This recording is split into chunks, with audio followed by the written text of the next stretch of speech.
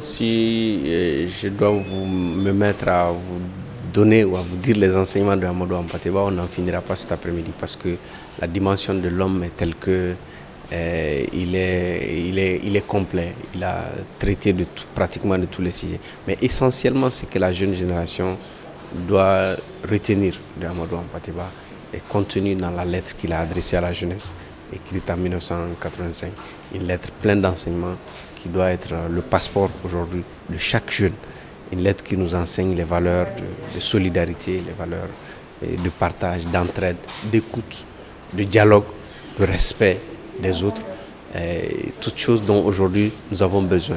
Effectivement, beaucoup de gens m'interpellent, je suis silencieux et tout. Je dis bon, à un moment donné, le débat était tel que celles et ceux aujourd'hui qui doivent porter le message de rassemblement souvent du Mali ont très souvent des propos qui ne permettent pas malheureusement le rassemblement, alors que le rassemblement aujourd'hui est la condition sine qua non de la réussite de la transition. Et moi, je suis un acteur de cette transition-là pour avoir appartenu au premier gouvernement de transition.